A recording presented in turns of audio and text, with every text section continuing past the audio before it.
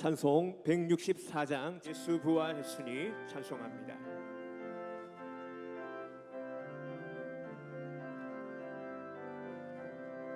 예수 부활했으니 할렐루야 만민 찬송하여라 할렐루야 천사들이 즐거워 할렐루야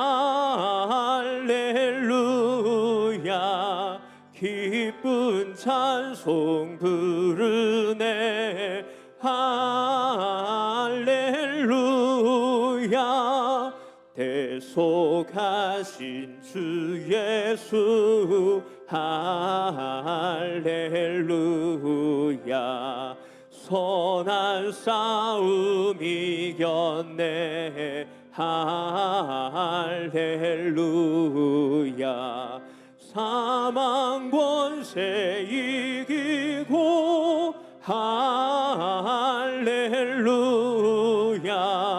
하늘 문을 여셨네 할렐루야 마귀 권세 이긴 주 할렐루야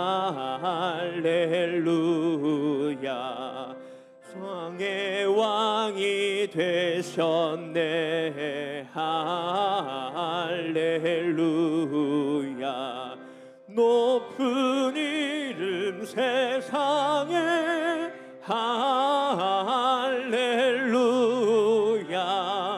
널리 반포하여라 할렐루야 길과 진리 되신 주 할렐루야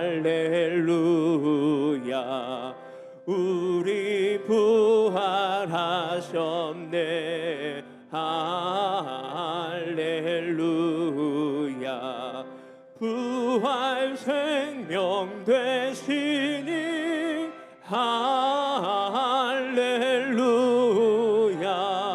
우리 부활하겠네 할렐루야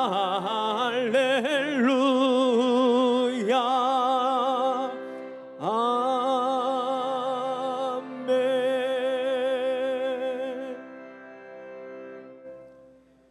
다 같이 사도신경으로 신앙 고백하겠습니다. 나는 전능하신 아버지 하나님 천지의 창조주를 믿습니다. 나는 그의 유일하신 아들 우리 주 예수 그리스도를 믿습니다.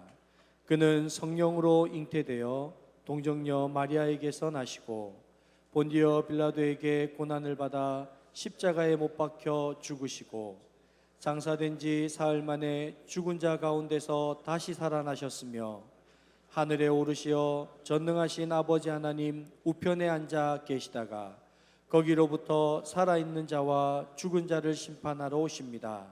나는 성령을 믿으며 거룩한 공교회와 성도의 교제와 죄를 용서받는 것과 몸의 부활과 영생을 믿습니다. 아멘. 다 같이 성시 교독하시겠습니다. 교독문 133번 부활절 첫 번째입니다.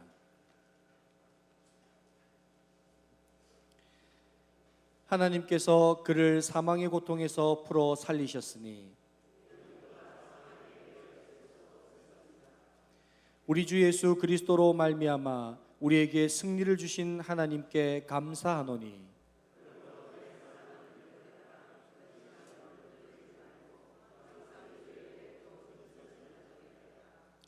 이 말을 할 때에 예수께서 친히 그들 가운데 서서 이르시되 너희에게 평강이 있을지어다 하시니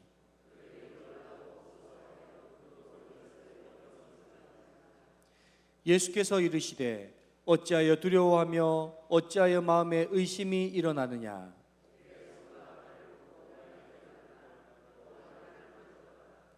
영은 살과 뼈가 없으되 너희 보는 바와 같이 나는 있느니라.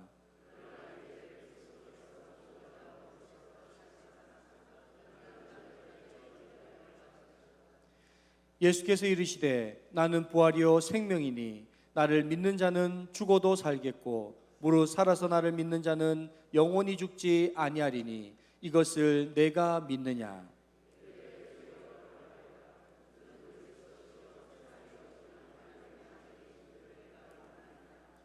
아멘.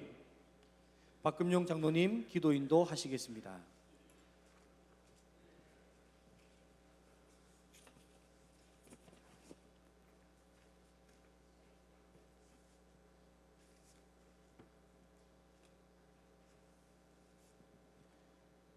예수님을 죽은 자 가운데서 다시 살리신 전능하신 하나님 아버지, 십자가 사건 이후 흩어졌던 제자들이 다시 모일 수 있었던 것은 부활이 있었기 때문이었습니다.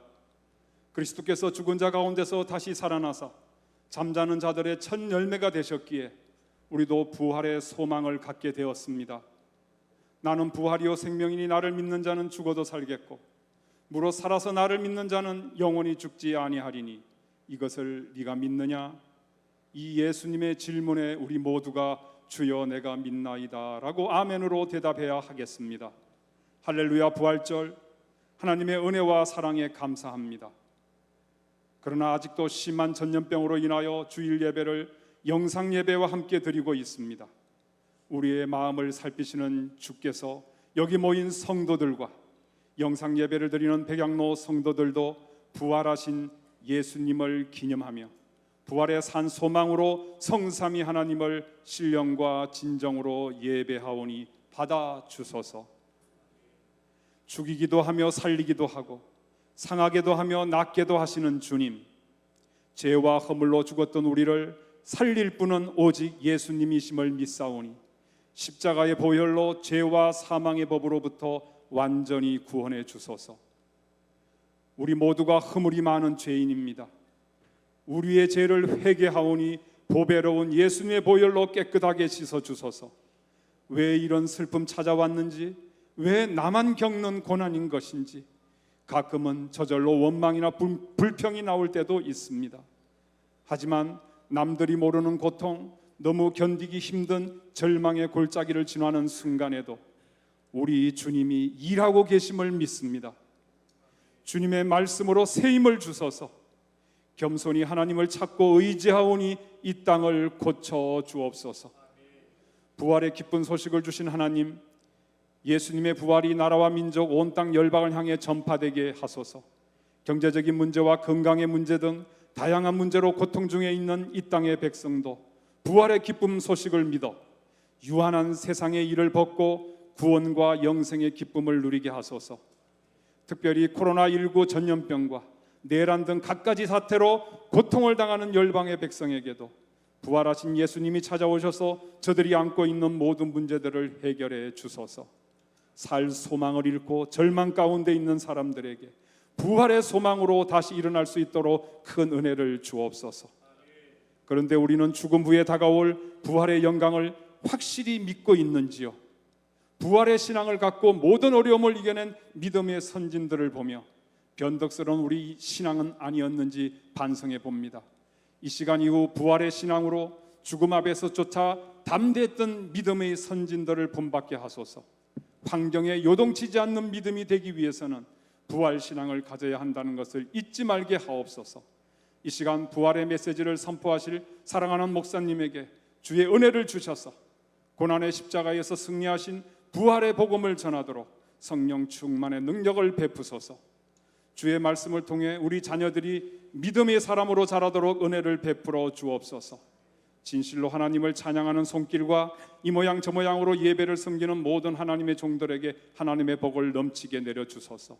어디에나 계시며 우리 삶으로 드리는 예배를 받으시는 주님, 회중 집회로 모이지 못하고 가정에서 또는 온라인 영상을 통해 예배 드리지만 영적 게으름에 빠지지 않게 하심으로 이 예배에 동참하는 모든 성도들에게도 부활의 능력을 주셔서 하나님을 온전히 예배하게 하소서. 생명의 주여 온전케 하시는 예수 그리스도 이름으로 감사하며 기도합니다.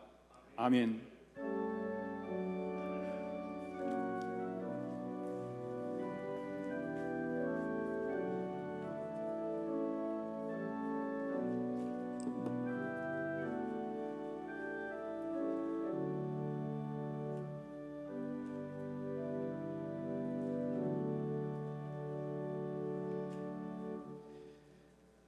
시온 찬양대 여성 이중창으로 하나님께 찬양 드리겠습니다. 찬양 후 담임 목사님 나오셔서 절망에서 소망으로 라는 제목으로 하나님의 말씀 선포하시겠습니다.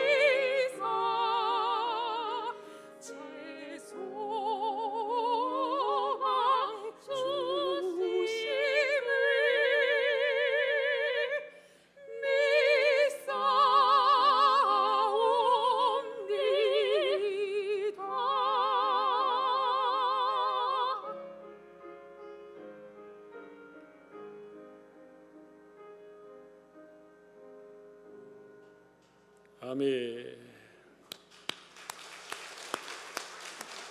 감사합니다. 오늘 아침 우리에게 주시는 생명의 말씀입니다. 신약성경 요한복음 11장이 되겠습니다.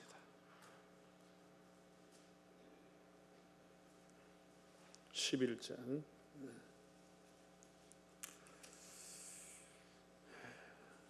17절에서 27절까지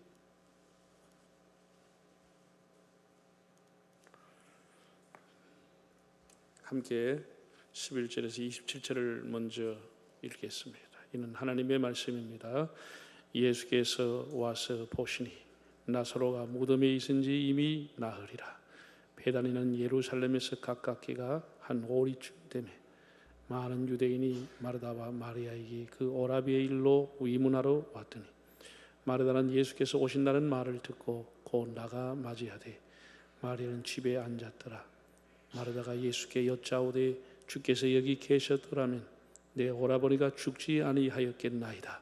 그러나 나는 이제라도 주께서 무엇이든지 하나님께 구하시는 것을 하나님이 주실 줄 아나이다.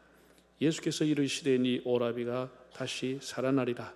마르다가 이르되 마지막 날 부활 때에는 다시 살아날 줄을 내가 아나이다.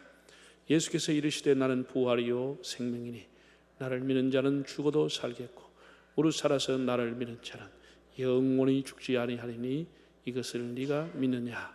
이르되 주여 그러하외다. 주는 그리스도시요 세상에 오시는 하나님의 아들이신 줄 내가 믿나이다. 아멘. 43절 44절 두 절을 읽겠습니다. 이 말씀을 하시고 큰 소리로 나사로야 나오라 부르시니 죽은 자가 수족을 배로 동인 채로 나오는데 그 얼굴은 수건에 쌓였더라. 예수께서 이르시되 풀어 놓아 다니게 하라 하시니라. 아멘. 할렐루야. 온 인류의 유일한 구원자이신 예수 그리스도의 부활을 통하여 새 소망과 은혜가 충만하시기를 축복합니다.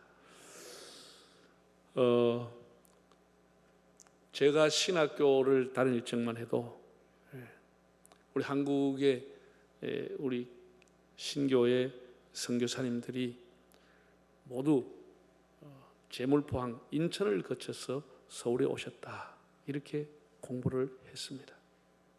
그런데 근래에 부산에 있는 역사학자들이 기독교 사학자들이 공부를 하고 그 선교사님들의 일기를 다 찾아서 그것이 아니었다고 하는 것이 밝혀졌습니다.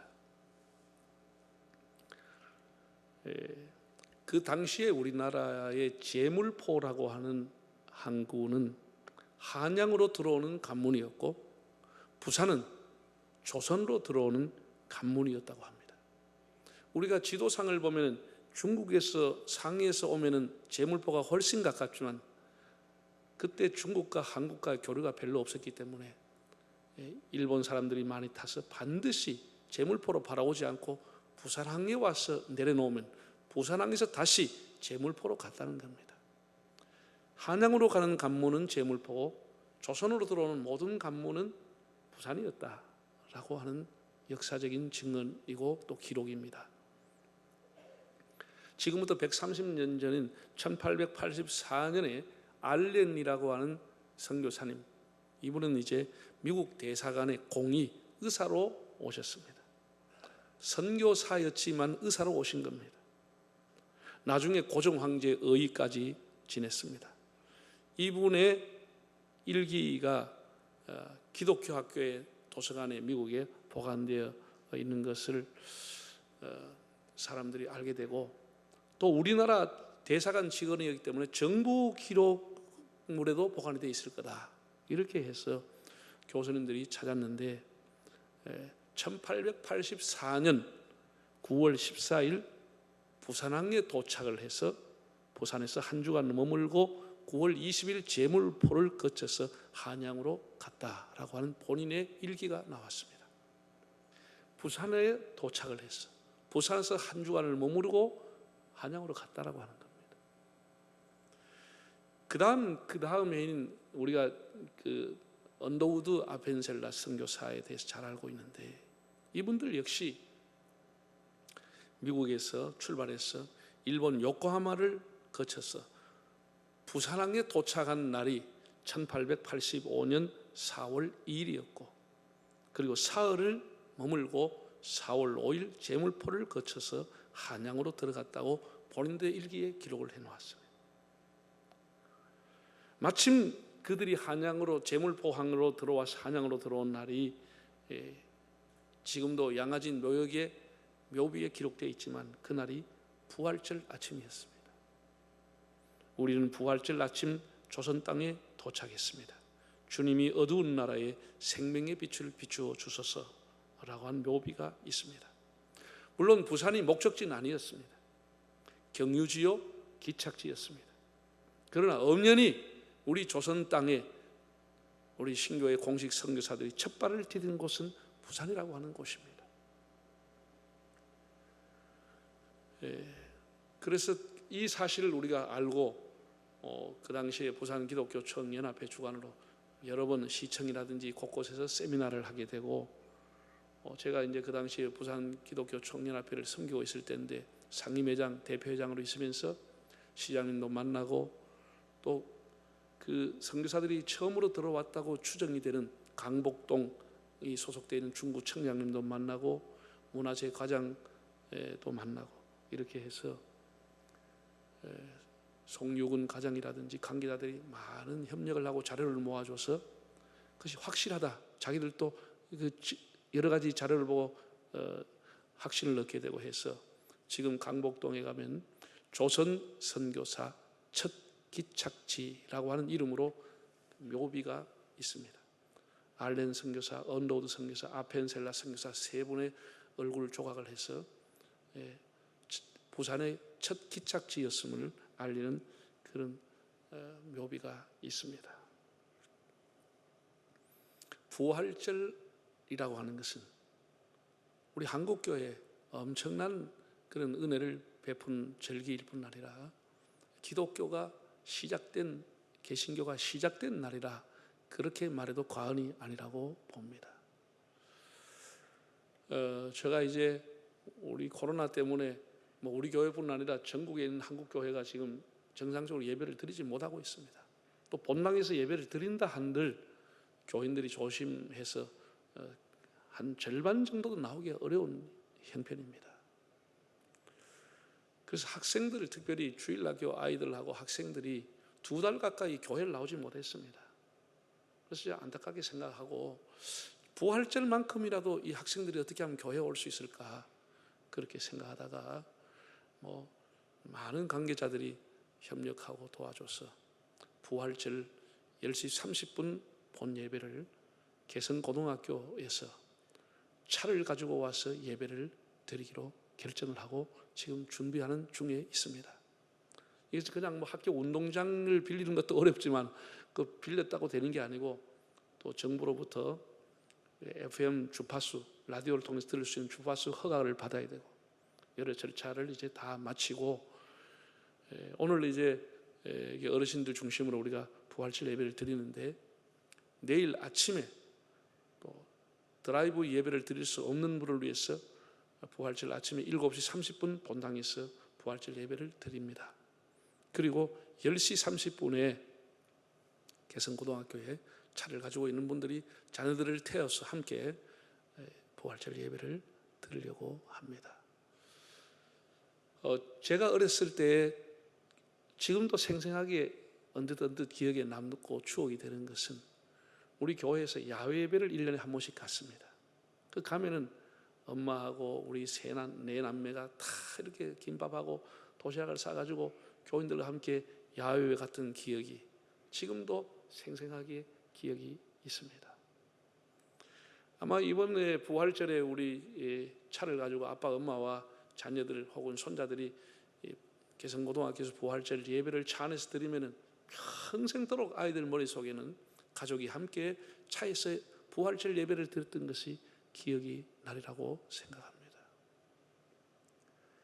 우리가 예배당에 이렇게 마음껏 나와서 찬양할 수는 없지만은 학생들이 오랜만에 지금 학교도 갈 형편이 못 되어 있습니다. 그러나 차라고 하는 것은 자기 가족들은 늘 한 공간에 생활했기 때문에 자기 가족들이 타고 나와서 예배하면 아무런 문제가 없겠다 그런 생각이 들고 마음껏 부활의 주님을 차 속에서라도 예배할 수 있는 은혜가 있기를 바랍니다. 부활절인데 지금 표정을 내가 마스크를 끄고 있어서 교인들 표정을 모르겠네요. 웃고 있는지. 우리 초기에 한국교회 선교 역사 초기에 보면 미국 선교사님들이 오셔가지고 한국에 설교하면 너무 교인들이 자세가 굳어져 있고 표정이 근엄하고 이래가지고 그 참 한국교회 교인들의 표정이 왜 이렇게 어둡냐 이렇게 물었더니 그 선교사님을 따라다니는 조사들이나 통역하는 사람들이 우리 한국교회 성도들은 다 주님의 십자가를 묵상하기 때문에 좀 표정이 근엄합니다. 경건합니다. 그렇게 얘기했더니 선교사님이 그렇게 얘기하더라는 거예요. 한국교회 교인들에게 부활절의 기쁨을 가르쳐 주시오. 부활절을 설교를 안 합니까? 이렇게 했다는 거예요. 즐겁고 복된 날, 축복의 날이 부활절입니다. 여러분, 마스크 속에서도 표정 관리를 좀 하기를 바랍니다. 우리 앞에 옆 사람 손 흔들면서 해피 이스터 인사합시다. 해피 이스터, 해피 이스터.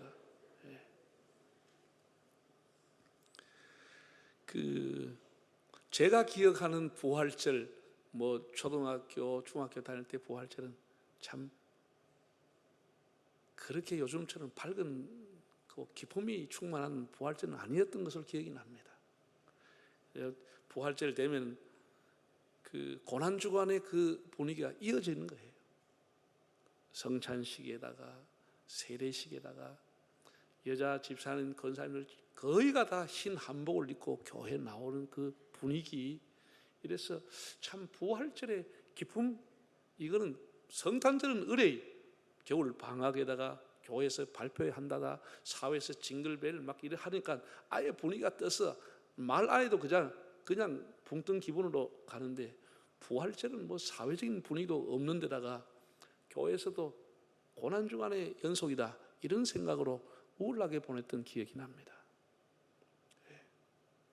여러분, 로마에 가면은 베드로 성당 안에 그 성당에 들어가는 오른쪽에 보면 미켈란젤로의 조각 작품 중에 엄청난 비에타라고 하는 작품이 있습니다. 이 비에타라고 하는 말은 비탄이라고 하는 뜻입니다. 슬픔을 넘어서 비탄이라 하는 뜻을 갖고 있는데, 이 비에타라는 작품은 성모 마리아가 아들 예수님이 십자가에 돌아가셔서 십자가에서 달아내리고 그 어머니 마리아가 아들 예수를 품에 안고 슬픔에 잠겨져 있는 그것을 연상하면서 만든 대리석 조각 작품입니다. 유명합니다. 비에타라고 하는 것. 여러분 인터넷 찾아보면 그 작품이 나옵니다. 십자가의 죽음을 보면서 그 슬퍼하는 마리아, 애통하는 마리아의 모습을 담았습니다.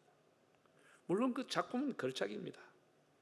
그러나 우리 기독교는 죽음의 종교, 비탄의 종교가 아니고 생명의 종교고 기쁨과 소망의 종교입니다. 우리 기독교가 십자가의 죽음으로 끝났다고 하면 이렇게 온 세계적인 교회가 될 수 없는 것이죠. 예수님의 삶의 결론, 복음의 결론, 우리의 신앙의 결론은 죽음이 아니고 부활임을 믿으시기를 바랍니다. 사람은 살아가는데 제일 중요한 것은 결론이 중요한 겁니다. 우리 개인의 신앙이나 우리 인생도 결론이 중요한 것입니다. 결론이 뭐냐? 슬픔과 비탄이 아니고 죽음이 아니고 승리요 부활이라고 하는 사실입니다. 오늘 성경에 나오는 이 베다니에 살고 있던 마르다, 마리아, 나사로 3남매 가정 얘기가 우리는 잘 알고 있습니다. 예수님이 이들을 참 많이 사랑하셨죠. 또 베다니라고 하는 것은 빈민촌, 우리로 말하면 참 빈민촌이고 소외된 사람, 병든 사람, 가난한 사람이 살던 그런 예루살렘 근처였지만 그런 소외된 사람이 사는 곳이었습니다. 예수님은 한 번씩 거기 가서 3남매와 그 사람들을 위로해 주었습니다. 그런데 여기에 이제 나사로가 죽었다고 하는 것은 참 절망 중에 절망이었습니다. 여러분, 이 세상에 가장 무서운 것은 죽음입니다. 죽음은 어떤 폭군보다도 더 무서운 존재입니다. 사랑도 소유도 명예도 지위도 재산도 희망도 꿈도 모든 것을 한순간 뺏어가는 것이 죽음이라고 하는 것입니다. 모든 관계 다 끊어버리는 것이 죽음이라는 것입니다. 여기는 타협도 안 되고 연기도 없는 것입니다. 정말 사망이 왕노릇하고 있는 것입니다. 사랑하는 사람을 잃어버리는 아픔과 슬픔이라고 하는 것은 장례식을 치루었다고 잊혀지는 것이 아니죠. 오히려 장례식 후에 더 허전함, 더 절망감, 더 우울증이 찾아오게 되는 겁니다.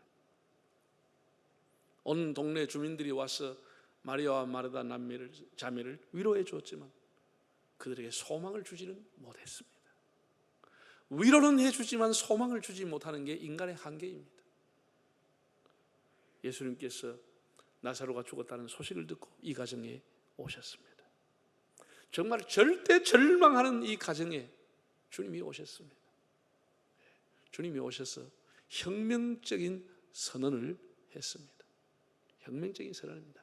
나는 부활이요 생명이니 나를 믿는 자는 죽어도 살 것이다. 지금까지 예수님께서 나는 세상의 빛이다, 나는 생명의 떡이다, 나는 선한 목자다, 이런 말씀을 하셨지만은 이것과 전혀 비교할 수 없는 나는 부활이다, 나는 생명이다, 이렇게 혁명적인 말씀을 선포했습니다. 그러면서 나사로의 무덤에 가셔서 돌을 옮겨 놓으라 말씀하시고 나사로야 나오너라. 무덤을 향해, 사망을 향해, 시체를 향해서 주님이 명령을 하셨습니다. 우리가 성경에 보면 하나님께서 우리 한 사람 한 사람을 부르십니다. 아브라함아 부르셨습니다. 그냥 모래바람 맞으며 평범한 노인으로 살아가는 모세를 떨기나무 가운데서 모세야 모세야 하나님 찾아와서 불러주었습니다. 영적인 암흑기를 보내고 있던 그 암울한 시대에 하나님은 어린 사무엘을 한밤중에 찾아와서 사무엘아 사무엘아 불러주셨습니다. 사울 역시 예수 믿는 사람을 일망타진하기 위해서 대제사장의 공문을 가지고 박력 있게 힘차게 달려가는 그를 주님께서 불렀습니다. 사울아 사울아 네가 어째서 나를 핍박하느냐 불렀습니다. 예수님께서 나사로의 무덤에 가셔서 그 무덤을 향해서 그냥 나사로라는 이름을 부르지 않고 나오너라고 했으면 큰일 날 뻔했습니다. 여러분 유대인은 우리나라하고 달라가지고 자기 조상들하고 같이 이렇게 무덤 속에 들어가는 겁니다. 개인이라든지 이런 돈이 좀 있는 사람들은 동굴을 사가지고 증조 할아버지 돌아가시면 증조 할아버지도 그거 넣고, 증조 할아버지 돌아가시면 할아버지도 그 무덤에 넣고, 아버지 돌아가면 아버지도 넣고, 할머니도 넣고, 그게 아브라함의 유명한 막벨라 굴입니다. 그 막벨라 굴을 아브라함이 샀을 때 아브라함 부부가 들어갔지요. 돌아가시고 이삭의 부부도 들어갔지요. 야곱도 들어갔지요. 그렇게 다 이렇게 후손들이 다 들어가는 겁니다. 나사로의 가정도 예외가 아니었다고 봅니다. 만약에 예수님 거기 가서 나오너라 하면 나사로의 할아버지부터 다 나와 봅니다. 굉장히 혼란해 오겠죠. 그러니까 예수님께서는 딱 집어서 나사로야 나오너라 그렇게 말씀한 겁니다. 여러분 이렇게 사람이 많지만 여러분 집안에 그렇게 종방간에 넓고 많지만 하나님은 우리 한 사람 한 사람을 지명하여 불러주시는 겁니다. 자, 요한복음 5장 25절 한번 읽어볼까요? 5장 25절 시작. 진실로 진실로 너희에게 이르노니 죽은 자들이 하나님의 아들의 음성을 들을 때가 오나니 곧 이때라. 듣는 자는 살아나리라. 하나님의 아들의 음성을 들을 때가 오는데 이때가 왔다는 것입니다. 나사로는 사망, 죽음이 그를 지배하고 있었지만 하나님의 아들의 음성을 듣는 시간이 온 것입니다. 우리가 여러분 사람이 죽으면 장례를 치르면 지금은 화장하는 게 굉장히 많습니다. 그 사람이 화장을 했든지 매장을 했든지 상관하지 않습니다. 하나님의 아들의 음성을 들을 때가 오는 것입니다. 하나님의 아들의 음성을 듣는 겁니다. 그래서 우리 몸이 신령한 몸으로 부활의 몸으로 주님 앞에 서게 됩니다. 나사로는 잠에서 깨듯이 수의를 입고 무덤 밖으로 걸어 나왔을 것으로 보입니다. 우리는 이 사건에서 절대 절망에서 절대 소망을 보게 됩니다. 이 세상에 부활보다 더 큰 소망은 없습니다. 부활보다 더 강력한 승리와 강력한 메시지는 없습니다. 주님이 십자가에 돌아가신 것은 바로 이 부활의 소망을 주기 위해서였습니다. 우리가 여기에서 예수님이 오신 목적, 예수님이 십자가를 지신 목적, 예수님이 제자를 부른 목적이 무엇임을 알게 됩니다. 그래서 한마디로 죄로 인한 죽음을 끝내고 영생의 길, 부활의 길을 열어주시기 위함입니다. 사랑하는 여러분, 그래서 우리가 가는 십자가의 길이 비록 좁은 길이고 험한 길이라도 주님의 부활을 믿고 그 길로 가면 최후의 승리자가 되고 주님과 함께 서게 됩니다. 뭐 여러분도 운동을 다 좋아하겠지만 저도 뭐 운동 경기를 꽤나 좋아하는 사람입니다. 참 묘하게 우리나라하고 일본하고 경기를 했다 이러면 그날 하여튼 밤을 새워서 가능하면 보려고 하죠. 참 숙적 관계라 할까, 묘한 일본과의 관계는 다른 게임은 다 져도 일본은 이겨야 됩니다. 다른 게임 다 이기고 일본에 져면은 그만 고개 숙이고 김포공항으로 들어오는 겁니다. 참 우리하고는 참 그런 관계인데, 한일 축구, 한일 야구 수없이 붙었습니다. 수없이 붙었어요. 한 번은 이 야구하는 걸 우리가 이제 역전해서 승리하는 걸 그런 아주 뭐 온 나라가 떠들썩했습니다. 했는데 우연히 그 다음날 저녁에 집에 가서 TV를 트니까 또 했던 게임을 다시 재방송을 하더라고요.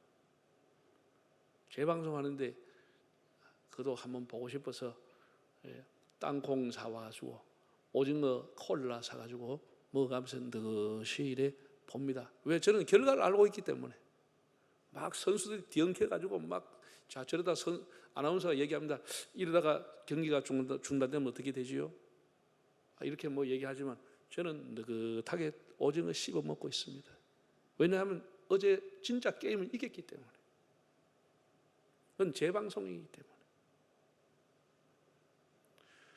우리 예수 믿는 사람은 예수가 우리의 구세주고 예수가 나를 위해 십자가의 죄를 대신 지시고 예수님이 나를 살리기 위해서 부활하셨다고 하는 것을 믿으면은 우리는 어떤 어려움이 와도 승리하게 되는 줄 믿습니다. 결론은 승리인 것입니다. 다 이긴 게임을 보는 것과 동일한 것입니다. 저를 믿으면 멸망치 않고 영생을 얻으리라. 요한 1서에도 보면 4장에 하나님이 그 아들 독생자를 보내시면 저희를 살리려 하심이라. 우리를 살리려고. 마지막 날에 우리를 살리기 위해서 주님이 오셨다는 겁니다. 그래서 우리가 중간에 좀 힘들고 어려움이 있다고 해도 낙심하거나 좌절하지 않아야 될 이유는 우리는 반드시 승리하게 되어 있는 것입니다. 지금 이 코로나라고 하는 것이 온 세상을 덮었습니다. 사람들은 다 두려움과 불안과 공포, 절망 속에 살아가고 있습니다. 혹여나 그 바이러스가 내게 오지 않을까, 사람 만나기조차 겁나는 세상이 됐습니다. 지금 자녀가 부모 집에 마음껏 못 갑니다. 부모님은 자식 집에 잘 못 갑니다. 혹시나 아이들한테 옮길까 싶었어. 모든 일상이 우리나라뿐만 아니라 온 세계가 지금 이렇게 흔들리고 있습니다. 확실한 것은 코로나도 지나갑니다. 여러분 성경이 다 나와 있잖아요. 사람이 태어날 때가 있으면 죽을 때가 있고 나무를 심을 때가 있으면 나무를 벨 때가 있는 것이고 울 때가 있으면 웃을 때가 오듯이 코로나가 시작하고 번식하는 날이 발생된 날이 오면 이것도 종식될 날이 다가오고 있는 것입니다. 저는 이번에 어제 뉴스를 보고 정말 대구에 있는 사람들한테 전화를 했습니다. 정말 대구 사람들 장하다, 기특하다. 어제는 대구의 확진자가 한 사람도 안 나왔다는 거예요. 하루에 막 700명씩 나가서 온 나라를 공포 속에 몰아넣었던 대구가 700명, 막 650명씩 나오던 대구가 어제는 한 사람도 확진자가 없었다는 뉴스를 보고 정말 이제는 터널을 지나가는구나, 끝이 보이는구나, 그런 생각을 하고 성경의 말씀이 천하의 모든 것이 다 때가 있고 이것도 지나갈 때가 오는구나 라고 하는 것을 다시 깨닫게 됐습니다. 우리 인생이 혹 어려워도 여러분 낙심하지 마시고 바울이 이렇게 말했잖아요. 현재의 고난은 장차 나타날 영광과 좋게 비교할 수도 없도다. 비교할 수도 없다고 그랬습니다. 여러분 나사로라고 하는 사람은 죽을 뻔하다가 산 사람이 아닙니다. 죽을 것 같은 지경에 이르렀다가 살아난 사람이 아닙니다. 구사일생이 아닙니다. 나사로는 어떻겠죠? 이미 죽은 지 나흘이나 된 사람입니다. 그 몸이 썩었습니다. 숨이 끊긴 지 나흘이나 된 사람입니다. 완전히 죽었습니다. 절대 절망이요, 완전한 죽음이었습니다. 그 사람이 소생할 수 있는 것은 0.001%도 불가능한 일입니다. 부활이요 생명이신 주님께서 명령했을 때 그가 다시 살아나게 된 것입니다. 이게 부활의 주님의 권능인 것입니다. 사도 바울은 고린도전서 15장에서 이렇게 말씀했습니다. 한번 읽어볼까요? 15장 55절에서 57절. 사망아 너의 승리가 어디 있느냐? 사망아 네가 쏘는 것이 어디 있느냐? 사망이 쏘는 것은 죄요, 죄의 권능은 율법이라. 우리 주 예수 그리스도로 말미암아 우리에게 승리를 주시는 하나님께 감사하노라. 한번 따라하겠습니다. 예수님만이 절대 소망이요, 예수님만이 절대 구원입니다. 할렐루야. 오늘 이 말씀을 우리 다시 가슴에 새기고, 유명한 실존 철학자인 케르케고르라는 사람이 죽음에 이르는 병은 뭐라고요? 절망이라고 했습니다. 절망은 죽음에 이르는 병이라고 했습니다. 암이 여러분을 죽음에 이르는 것이 아니고 자기 상실, 자기 포기, 하나님과의 관계 상실이 결국은 우리를 죽음에 이르는 병입니다. 여기서 케르케고르가 하고 싶었던 말은 하나님과의 관계가 끊어지는 절망이 죽음이라고 말했습니다.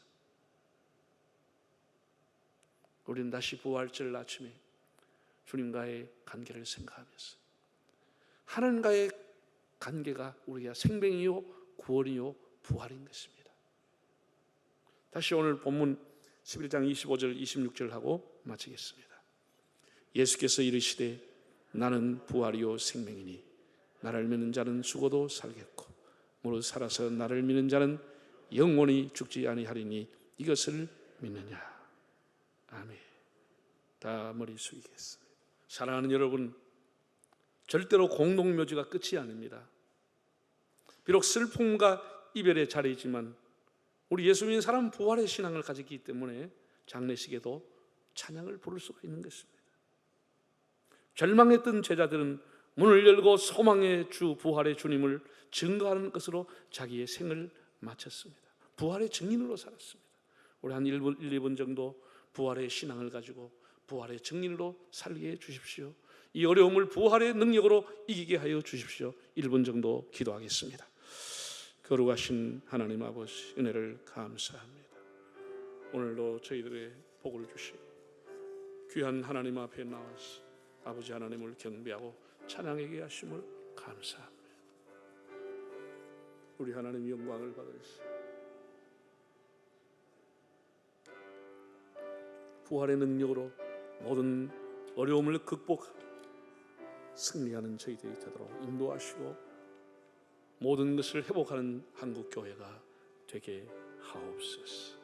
감사합니다. 네, 여러분 들어오실 때 다 헌금 드린 줄로 압니다. 이제 우리 오늘 부활절 예배인데 다 일어나서 찬송을 드리겠습니다. 167장 즐겁도다 이 날을 찬양하겠습니다.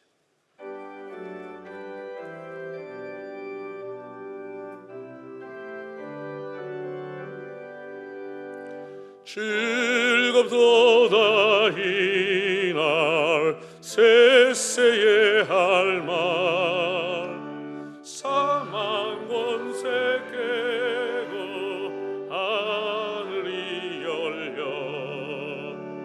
죽은 자가 다시 살아나와서 생명의 주 예수 찬송하도다. 즐겁도다 이날 셋세의 할 말 사망 권세 깨고 승리하셨네. 부활하신 주님 나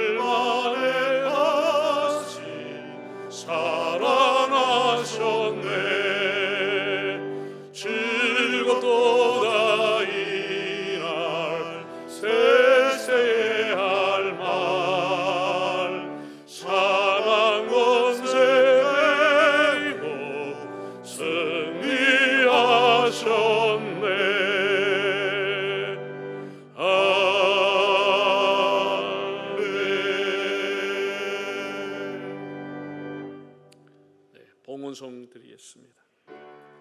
감사해요 주님의 사랑, 감사해요 주님의 은혜. 목소리 높여 주님을 영원히 찬양해요. 나의 전부이신 나의 주님.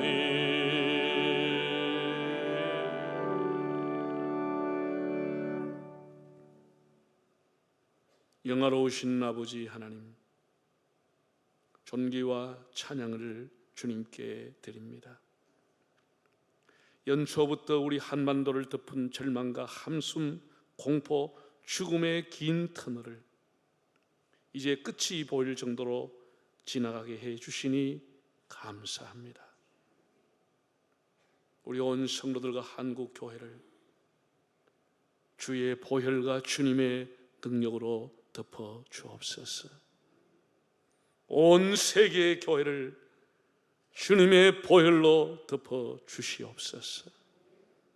아버지 하나님, 주의 백성들의 간구에 귀를 기울여 주시고 교회와 나라와 온 세계가 사람을 만나기가 겁이 나고 예배를 드리고 학교에 다니고 모임에 참석하고 여행을 가는 일, 가정생활, 직장생활, 사회생활이 다 어려운 때에 이런 일상이 은혜였음을 다시 한번 깨닫고 코로나가 속히 종식되어 모든 국민과 우리 삶이 일상으로 돌아갈 수 있는 은혜를 허락해 주옵소서. 십자가의 고통과 순환으로 저희들을 죄와 사망에서 건져주시고 부활하신 주님을 찬양합니다. 영원한 절망을 영원한 소망으로 바꾸어주시고 영원한 죽음을 영원한 생명 부활로 바꿔주신 주님, 저희들 하여금 부활의 증인으로 살게 하여 주시옵소서. 우리 한국교회와 성도들을 지켜주시고 건강과 출입을 지켜주심을 감사합니다. 우리의 인격과 명예와 우리의 신혼과 재산과 가정과 삶과 한국교회를 주님이 지켜주시옵소서. 이 시간 하나님 앞에 귀한 헌금을 드리며 온라인으로도 함께 하나님 앞에 마음을 드립니다. 온 성도들의 가정과 생업과 자녀와 학업과 진로를 부활 생명이신 주님의 능력으로 이끌어 주시옵소서. 특히 부활절 감사 헌금을 미자리 교회와 상가 교회의 어려움을 우리가 보면서 지원하려고 합니다. 어려움에 처한 교회들, 주의 백성들을 하나님의 방법으로 일으켜주시고 새로운 용기를 허락하여 주시옵소서. 부활절 연합예배가 곳곳에서 드려질 때 주님 은혜로 품어주시고 회복의 운동, 새로운 하나님 한국교회의 부흥을 위한 운동이 일어나게 하여 주시옵소서. 내일 저희들이 개성고등학교에서 드라이브인 워십을 하려고 준비하는 중에 있습니다. 기술적으로 모든 것이 다 잘 준비가 되어서 많은 차량이 드나들 때 한 건으로 불상사 일어나지 않게 하시고 우리가 차 안에서 우리의 가족과 자녀들과 함께 마음껏 부활의 주님을 찬양하며 신앙의 아름다운 추억을 남기는 가정들이 되도록 복을 내려 주옵소서. 4.15 총선을 앞두고 있습니다. 코로나 이후의 국제적인 경제 대공황, 남북관계, 4차 산업성도 등 국가적인 미래를 경영할 수 있고 입법할 수 있는 능력이 있는 사람들과 기독교적인 가치를 존중히 여기는 사람들이 당선되게 하셔서 하나님의 의와 평강으로 우리 대한민국이 재도약되는 계기가 되게 하옵소서. 아버지 하나님, 혼란과 고통 중에 있는 의료, 복지, 교육, 정치, 산업, 관광 등 온 사회 전 분야가 다시 활기를 찾게 하여 주시고 교회는 더욱더 기도하며 모이기를 힘쓰며 굳센 믿음으로 부활의 능력으로 회복되는 역사를 허락하여 주옵소서. 한 주간도 주 안에서 승리하게 붙들어 주시기를 원하오며 예수님의 이름으로 기도하옵나이다. 아멘.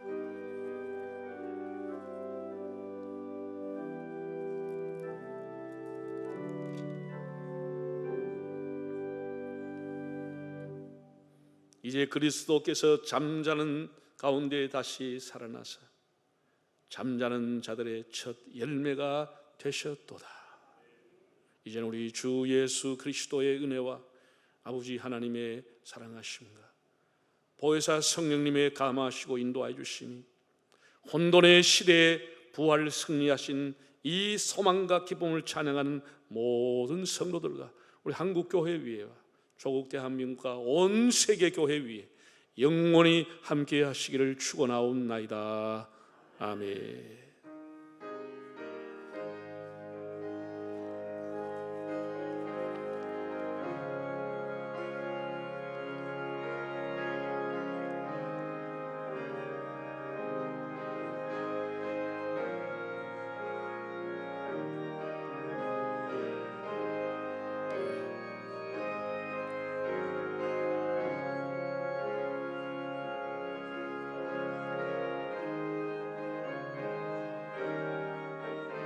함께 살아계신 주, 살아계신 주,